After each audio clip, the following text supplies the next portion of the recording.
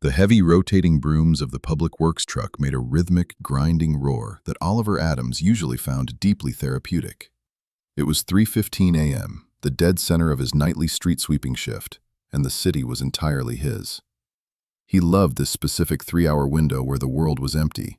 Just him, the amber strobe lights flashing against the darkened glass of storefronts, and the misty jet sprays washing away the day's debris. He knew every pothole, every bent street sign, and every dark alleyway on his route like his own pulse. Until he turned down 4th Avenue. Oliver let his foot drift off the accelerator, the truck slowing to a crawl. Ahead, his high beams washed over a massive, windowless block of smooth, gray concrete that cut directly across the 4-lane avenue. It didn't look like a construction site. It looked like a solid, monolithic wall that had grown directly out of the asphalt, completely swallowing a row of brick brownstones that should have been there. Oliver frowned, tapping the screen of his digital route guidance system. The GPS map showed a perfectly straight, unobstructed road. He rubbed his eyes, but the concrete monolith didn't vanish. Shifting the heavy truck into reverse, Oliver backed out of the intersection, intending to take a parallel detour up 5th. He threw the wheel over and accelerated down the block, but when he made the next left, his headlights illuminated the exact same faceless gray wall. He tried a right. Another wall. The city had become a closed circuit. Oliver's breathing grew shallow. He reached for his radio to call the dispatch depot, but the static coming through the receiver wasn't random white noise. It had a heavy, industrial rhythm, a deep, metallic thud-thud, thud-thud that sounded exactly like a colossal pile driver operating directly beneath his floorboards. He glanced toward the curb. A dozen identical gray sedans were parked along the sidewalk, cars he hadn't noticed before. As his truck crept past them, the side view mirrors on every single vehicle slowly, smoothly rotated in unison, tracking his movement like small, glass eyes. Then, the street sweeper's engine sputtered, gave a wet cough, and died. The amber strobe lights on his roof flickered and went black, plunging the cabin into absolute darkness. Through the rising diesel exhaust and a sudden thick fog rolling down the avenue, silhouettes emerged from the alleys. They wore yellow safety vests and hard hats, but they were not men. Their proportions were terrifyingly wrong. Their arms stretched past their knees, ending in long fingers with too many knuckles. Their faces were entirely featureless, smooth plates of yellow plastic molded seamlessly into their skulls.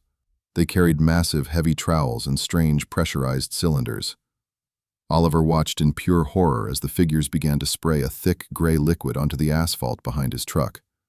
Where the fluid hit, the pavement melted, dissolving the lines, the signs, and the very architecture of the street into a smooth, unrendered gray void. They were actively rewriting the geography of the block. Oliver realized with a sickening jolt of adrenaline that he had slipped behind the deadline of the day. He was seeing the city being rebuilt for the morning. He threw the truck door open and bolted on foot, running blindly away from the entities, sprinting toward the perimeter of his route just as a harsh, artificial white light began to bleed into the horizon to simulate dawn. At 6 a.m., the morning shift driver, Cooper, pulled his supervisor's utility truck onto 4th Avenue. He tapped his brakes, spotting Oliver's abandoned street sweeper parked awkwardly in the center of the road. "Public Works 4 to base," Cooper said into his radio. "I found Adams' truck on 4th. Doors are wide open, engines cold, no sign of him." Cooper stepped out into the crisp morning air. The avenue looked entirely normal. The historic brick brownstones stood in neat rows under a clear blue sky, and the asphalt was freshly swept and immaculate.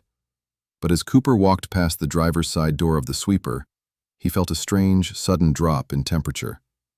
A prickle of static electricity raised the hairs on his arms. He didn't see Oliver standing right beside him. Oliver was there, screaming at the top of his lungs, his face twisted in a mask of pure panic. He was slamming his fists against the side of the truck, but his hands passed directly through the heavy sheet metal like a radio wave.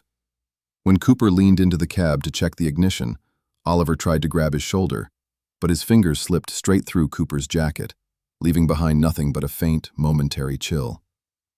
Oliver looked down at his own boots. They didn't cast a shadow. He could see the texture of the new asphalt straight through his own feet. He hadn't made it out of the maintenance window. He had been compressed, flattened, and saved into a lower, non-interactive layer of the city's background code. Must have walked home, Cooper muttered to himself, completely oblivious to the silent, invisible ghost weeping against his shoulder.